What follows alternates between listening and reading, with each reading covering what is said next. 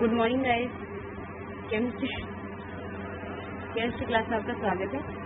आज हम डिस्कस करने वाले हैं पॉलीमर। ये पॉलीमर जो होता है आप लोगों के ऑर्गेनिक के अंदर चैप्टर है 14 नंबर का, और बोर्ड के वेटेज के हिसाब से ये 4 मार्क्स का। पॉलीमर एक मैक्रो मॉलिक्यूल होती है और लार्जर स्ट्रक्चर होती है। इसके अंदर एक large number of 1000 atoms include होते हैं।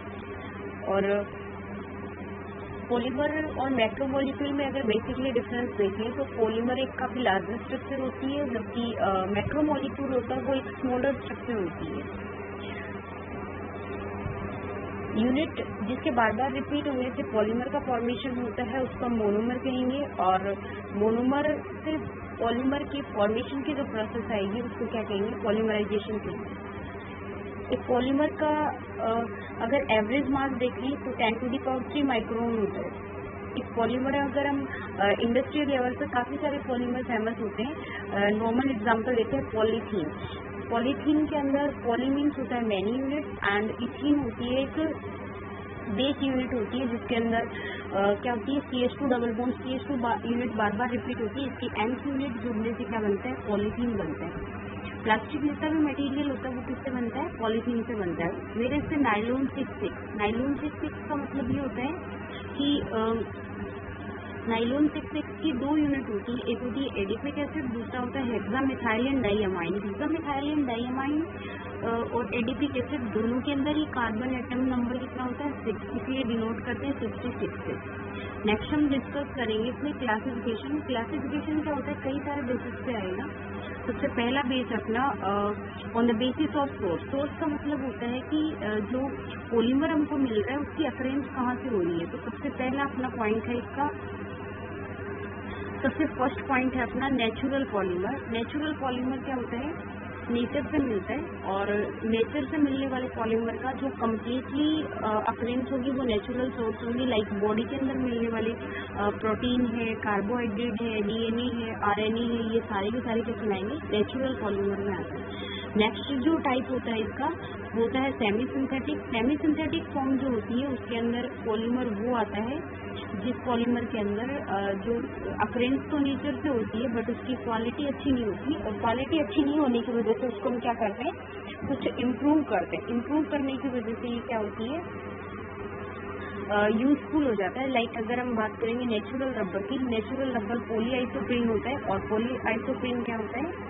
इससे प्लांट से मिलने वाला लेटेक्स फॉर्म होती है, हार्ड एंड रिजिड होता है, जिसको सल्फर कंटेंट के साथ ट्रीट करने से ये क्या हो जाता है, फ्लेक्सिबल हो जाता है और सॉफ्ट हो जाता है। इसलिए इसको हम क्या बोलते हैं, सेमी सिंथेटिक फॉर्म बोलते हैं। नेक्स्ट आती है इसकी सिंथेटिक पॉलीमर। सिंथेटिक पॉलीमर में क्या होगा, कम्प्लीटली लैब के अंदर प्रिपेयर करते हैं, और लैब में प्रिपेयर करने वाले मटेरियल होते हैं जैसे प्लास्टिक मटेरियल है, पॉलीथीन है, पॉलीएस्टर है, पॉलीप्रोपीन है, ये सब एग्जाम्पल्स आपको याद रखते जाने, जूम करके देखते रहे इस वीडियो को। नेक्स्ट जो क्लासिफिकेशन आता है ऑन द बेसिस ऑफ किस पे आता है, मोनोमर यूनिट के बेसिस पे आता है। मोनोमर यूनिट के बेसिस पे अगर हम देखेंगे तो पहला आता है होमोपॉलीमर। होमोपॉलीमर हम लास्ट क्लास में भी देख चुके हैं।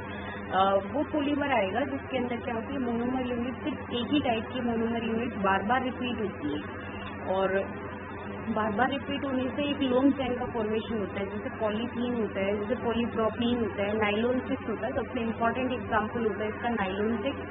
नायलॉन 6 की जो बेस यूनिट होती है वो होती है कैप्रोलैक्टम।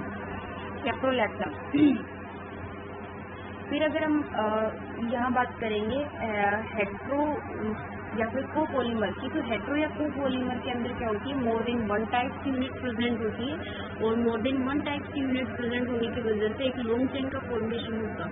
लॉन्ग चेन फॉर्मेशन के टाइम में एक बात ये होती है कि इसके अंदर आइदर डबल बॉन्ड प्रेजेंट हो सकता है, या फिर फंक्शनल ग्रुप भी हो सकता है, या फिर अनसैचुरेशन मस्ट होगा इसके अंदर। नायलॉन 6, इसके अलावा ब्यूना S होता है, ब्यूना N होता है। नेक्स्ट जो आता है classification on the basis of structure आता है। स्ट्रक्चर के बेसिस पे पॉलीमर जो होते हैं वो 3 टाइप्स के होते हैं। पहला पॉलीमर होता है लीनियर पॉलीमर, दूसरा होता है ब्रांच, और तीसरा होता है क्रॉस लिंक। लीनियर पॉलीमर के अंदर क्या होता है, मोनोमर यूनिट की एक शीट की बनती जाती है, और ये शीट क्या होती है, लेयर बाय लेयर एक दूसरे के ऊपर अरेंज होती जाएंगी, और इनका अरेंजमेंट अच्छा होने की वजह से इनकी स्टेबिलिटी अच्छी होती है, स्टेबिलिटी अच्छी होती है, इसलिए इसके बॉइलिंग पॉइंट और मेल्टिंग पॉइंट, इवन इसकी डेंसिटी भी क्या होती है, अच्छी होती है। तो ये फाइबर लाइक स्ट्रक्चर बनाता है। तो जितने भी पॉलिएस्टर के फाइबर होते हैं, जितने भी नायलॉन फाइबर होते हैं, जितने भी पीवीसी पाइप वगैरह बनाए जाते हैं, सारे किसमें आते हैं, लीनियर पॉलीमर के अंदर आते हैं। नेक्स्ट आती है ब्रांच पॉलीमर। ब्रांच पॉलीमर में क्या होती है, एक तो होती है मेन ब्रांच, और मेन ब्रांच से कुछ साइड ब्रांचेस निकलती है। साइड ब्रांचेस जो होती है वो रैंडमली निकल रही है, इरेगुलेट निकलती है, उनका कोई पर्टिकुलर मैनर नहीं होता है। तो रैंडमली इससे ब्रांचिंग निकलने की वजह से इसको कोई स्ट्रक्चर फिक्स नहीं होता है, और स्ट्रक्चर फिक्स नहीं होने की वजह से इसमें क्या होता है, इंट्रामोलिकुलर स्पेस बनते हैं, और स्पेस बनेंगे तो इनकी पैकिंग अच्छी नहीं होगी, और पैकिंग अच्छी नहीं होगी तो इनके बीपीएम के क्या होंगे, कम होंगे। लाइक एमाइलोपैक्टिन होता है, ग्लाइकोजन होता है, एलडीपी होता है। एलडीपी का मतलब ये होता है लो डेंसिटी वाला पॉलीथीन। लो डेंसिटी वाला पॉलीथीन वही होता है जो मोस्ट ऑफ अपन पॉलीथीन काम में लेते हैं। इसके अलावा स्टार्च होता है। एमाइलोपैक्टिन हम जो प्लांट्स होते हैं उनके बाहर की तरफ जो छाल होती है उसको बोलते हैं। ग्लाइकोजन क्या होता है, ह्यूमन बींग्स के अंदर जो स्टोर फूड होता है उसको हम क्या बोलते हैं, ग्लाइकोजन बोलते हैं। तो पहला अपना था लीनियर पॉलीमर, दूसरा क्या था, ब्रांच, और तीसरा जो इसका टाइप होता है वो होता है क्रॉस लिंक। क्रॉस लिंक में क्या होता है, क्रॉस लिंक के अंदर मेन चेन होती है, मेन चेन के अलावा साइड चेन होती है, पर उनका पर्टिकुलर मीन होता है फर्स्ट और सेकंड के बीच में कुछ ऐसे बॉन्ड प्रेजेंट होते हैं जो उनको क्या करते हैं, स्ट्रेंथ देते हैं। स्ट्रेंथ देने का मतलब होता है जो पॉलीमर होता है उसको काफी हार्ड और रिजिड कर देते हैं, और हार्ड और रिजिड करने की वजह से ये पॉलीमर जो होता है काफी स्ट्रॉन्ग हो जाता है, काफी स्टेबल हो जाता है। जितना भी हार्ड मटेरियल होता है, लाइक अपने जो लग्जरी गाड़ियाँ होती हैं उनके बॉडी पार्ट्स आते हैं जो प्लास्टिक मटेरियल के बने हुए होते हैं। इसके अलावा टीवी का, फ्रिज का कवर वगैरह होता है वो भी किसका बना हुआ होता है, क्रॉस लिंक पॉलीमर का होता है। इसका सबसे ज़्यादा फेमस एग्जाम्पल होता है बेकेलाइट, देन होता है मेलामीन, और उसके अलावा होता है फॉर्मल्डिहाइड रेसिन। एग्जाम्पल फिक्स है, तीनों ही याद रखने हैं आपको इसके साथ में। तो पहला बेस कर चुके अपन सोर्स के बेसिस पे, दूसरा बेस कर चुके अपन मोनोमर यूनिट के बेसिस पे, तीसरा हम कर चुके हैं स्ट्रक्चर के बेसिस पे। नेक्स्ट जो क्लासिफिकेशन आता है वो आता है on the basis of synthesis. Synthesis का मतलब ये होता है कि पॉलीमर बनाते टाइम हमने जो मैकेनिज्म काम में लिया वो किस तरीके की है। तो देखो पॉलीमर का जो फॉर्मेशन होता है वो दो टाइप की मैकेनिज्म पे बेस्ड होता है। दो टाइप के मैकेनिज्म से मेरा मतलब ये है कि या तो मोनोमर यूनिट के टाइम में एडिशन होता जाता है, या फिर मोनोमर यूनिट के टाइम में एडिशन होने से पहले कुछ एलिमिनेशन होता हो। तो इट इज पॉलीमराइजेशन की ऐसी प्रोसेस जिसमें सिर्फ और सिर्फ एडिशन होता है, तो उसको हम बोलते हैं एडिशन पॉलीमराइजेशन। और पॉलीमराइजेशन की ऐसी प्रोसेस जिसमें एडिशन से जस्ट पहले कुछ क्या होता हो, एडिशन से जस्ट पहले कुछ मॉलिक्यूल्स एलिमिनेट होते हैं, तो उसको हम बोलते हैं condensation polymer. Condensation polymer. Addition polymerization में देखो मोनोमर यूनिट रेगुलरली जुड़ती जाएंगी, इसलिए किसी तरीके का मास का लॉस नहीं होता है, और मास का लॉस नहीं होता है इसलिए पॉलीमर जो होता है उसका मास और मोनोमर का मास एक मल्टीपल के अंदर ऐड होता जाता है। मल्टीपल जिस यूनिट में चलता जाता है उसके लिए हम बोल सकते हैं कि मोनोमर जो होता है वो उसका इंपेरिकल फॉर्मूला होता है। इंपेरिकल का मतलब है कि जैसे nth यूनिट है तो उसका सिंगल फॉर्मूला जो होता है उसको हम बोलते हैं इंपेरिकल फॉर्मूला।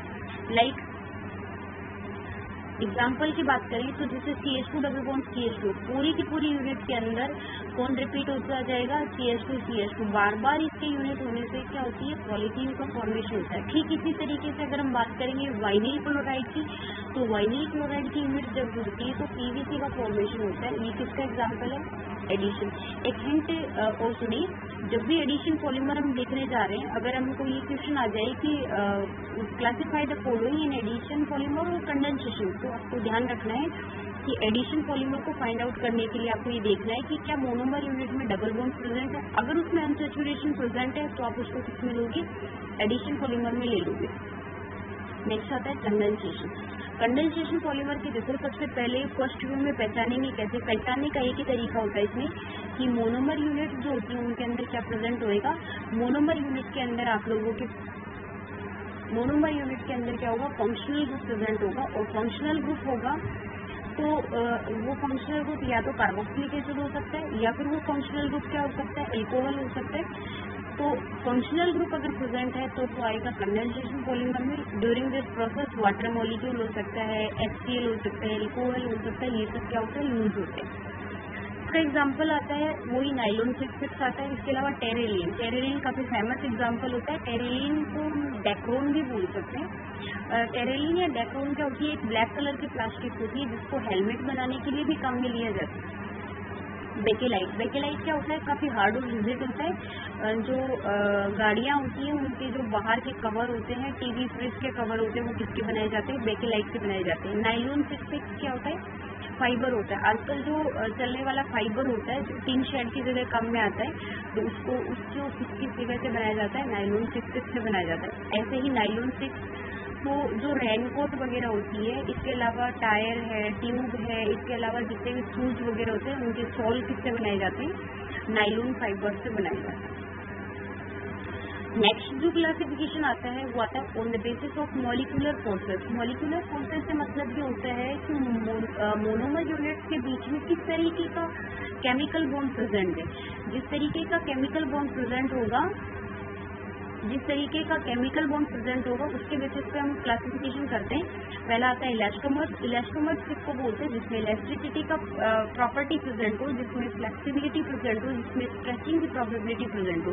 कहने का मतलब है कि जिसको फोर्स करें तो वो स्ट्रेच हो जाएगा और जब हम छोड़ेंगे तो रबर की तरह वापस से उसमें आ जाएगा। तो जितने भी तरह के रबर होते हैं, चाहे वो सिंथेटिक रबर हो, चाहे वो नेचुरल रबर हो, सारी किसमें आते हैं, इलास्टोमर्स में आते हैं। जितने भी इलास्टोमर्स होते हैं उनके अंदर फ्लेक्सिबिलिटी क्रिएट करने के लिए एक सब्सटेंस के साथ उनको हीट करना पड़ता है। लाइक वल्कनाइजेशन एक प्रोसेस होती है जिसके थ्रू क्या करते हैं, हम नेचुरल रबर को हीट करते हैं जिससे वो सॉफ्ट हो जाता है और क्या हो जाता है, फ्लेक्सिबल हो जाता है। दूसरा आता है फाइबर में क्या होता है, लीनियर शिफ्ट प्रेजेंट होती है। फाइबर में आएंगे नाइलॉन 6 आता है, इसके अलावा डेक्रोन आता है या फिर क्या आता है, सिल्क वगैरह आता है। नेक्स्ट जो क्लासिफिकेशन है उसके अंदर देखो ये दोनों इंपॉर्टेंट है। एक आती है थर्मोप्लास्टिक, दूसरा अगला आएगा थर्मोसेटिंग। थर्मोप्लास्टिक का मतलब ये होता है, बुक की लैंग्वेज में थर्मो का मतलब होता है हीट। इसका मतलब है हीट करने पर जो प्लास्टिक की तरह ट्रीट करे उसको हम क्या बोलते हैं, थर्मोप्लास्टिक बोलते हैं। कहने का मतलब है कि जब सब्सटेंस को हम हीट करेंगे देन वो सॉफ्ट हो जाएगा और वापस अगेन अगर हम उसको कूलिंग करेंगे देन वो क्या हो जाएगा, हार्ड एंड रिजिड हो जाएगा। ये प्रोसेस कैसी होती है, रिवर्सिबल होती है। तो हम बोल सकते हैं on heating some substance we have just like have the plastic they are known as the thermoplastic. जितनी भी एलडीपी होती है, जितनी भी एचडीपी होती है, एलडीपी एंड एचडीपी से मेरा मतलब है आइदर लो डेंसिटी पॉलीथीन और एचडीपी पॉलीथीन या फिर हाई डेंसिटी पॉलीथीन, दोनों ही इंक्लूड होती है किसके अंदर, थर्मोप्लास्टिक के अंदर। देखो प्लास्टिक को सॉफ्ट एंड यूजफुल बनाने के लिए हम एक ऑर्गेनिक सब्सटेंस के साथ उसको हीट करते हैं, उसको हम क्या बोलते हैं, प्लास्टिसाइजर। आजकल प्लास्टिक की क्वालिटी को इंक्रीज करने के लिए हम क्या करते हैं, प्लास्टिसाइजर मिलाते हैं। प्लास्टिसाइजर उसकी क्वालिटी को इम्प्रूव करेगा, उसमें फ्लेक्सिबिलिटी अच्छी देता है। तो सबसे अच्छा जो प्लास्टिसाइजर होता है वो ब्यूटिल थैलेट होता है। ब्यूटिल थैलेट काफ़ी फेमस होता है। नेक्स्ट क्या होती है, थर्मोसेटिंग प्लास्टिक होती है। थर्मोसेटिंग का मतलब होता है थर्मो का मतलब होता है हीट और सेटिंग का मतलब होता है जो सेट हो जाए। इसका मतलब ये होता है कि कुछ ऐसी पॉलीथीन जो हीट करने के ऊपर क्या हो जाएंगी, पिघलना बंद हो जाएंगी, या फिर हम बोल सकते हैं हीट करने के बाद में वो क्या हो जाती है, हार्ड एंड रिजिड हो जाती है। इरिवर्सिबल प्रोसेस होती है, बार बार गर्म करने के साथ वो चेंज नहीं हो सकती है। तो ऐसी पॉलीथीन को हम बोलते हैं थर्मोसेटिंग पॉलीथीन, जैसे बेकेलाइट है, जैसे यूरिया है, मेलामीन है, फॉर्मल्डिहाइड है, एक्सेट्रा। गाइस बेटा इसको वीडियो को ध्यान से सुनिए, जूम करके नोट्स बनाते रहिए और बार बार इसको याद रखिए।